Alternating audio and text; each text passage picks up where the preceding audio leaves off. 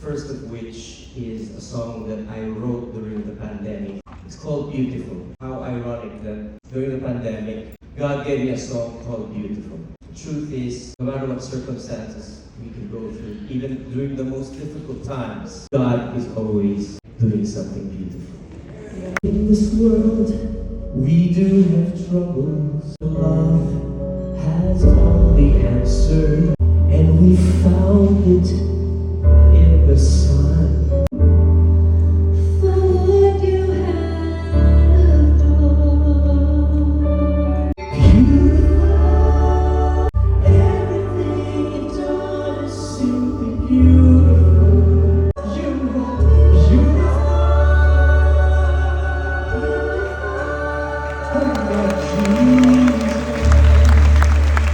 Our heart has neurons. The neurons is the one that makes our brain work. That's why, di ba pagka na-hurt kayo, parang, ano ko ba, I'm over it na. Because in your brain, it's over. In your heart, it's not yet over. It has a... Now, my husband wrote this beautiful song when my father got sick. I was fighting with God. And when he wrote this song, and I would complain to him, nahihiya ako kasi I feel like I'm fighting with him. And he said, you know, actually that's healthy.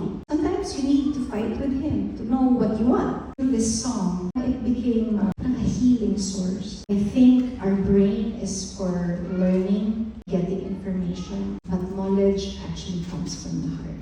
This is for everybody, and this is for you. There are times when we just can't go on. Fighting the good fight just wasn't enough. Every time we go down on me, suddenly we hear a voice as we live, telling our heart that all we need is to be still and remember that there's all the world.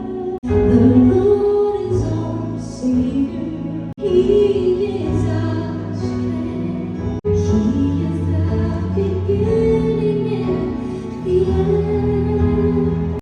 This is how Jesus loves the world. Lord, we pray that you would guide us. And He is back when we have gone astray.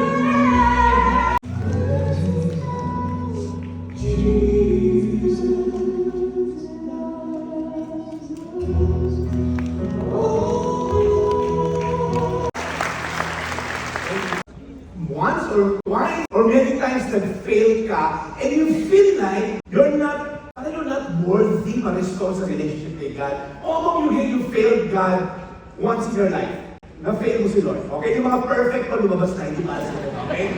Sabi lang to na na-fail si Lord once in a while. Meron bang kailangan i-restore sa buhay mo ngayon? Or maybe we have failed God miserably. And the question is, does God even care when we fail Him? This bunch of disciples who failed God, they feel like we're not worthy to be even lined up to be one of His disciples. They were not worthy. Why? Because they all deserted Jesus. They all left Him when He needed them the most. But we often fail Jesus when we get out of church. He will initiate it, He will sustain it, and He's going to make sure He's going to finish it. His plans for you.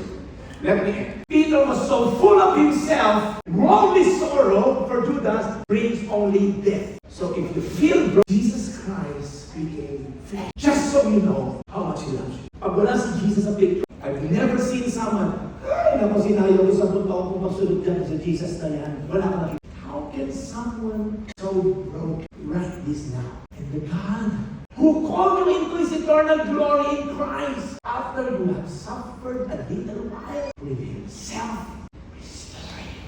And not only restore you, make you strong, firm, and steadfast. So ikaw na ang buhay ay mawindak-windak. Ikaw na puno ng takot. When you're weak, the grace of God is strong.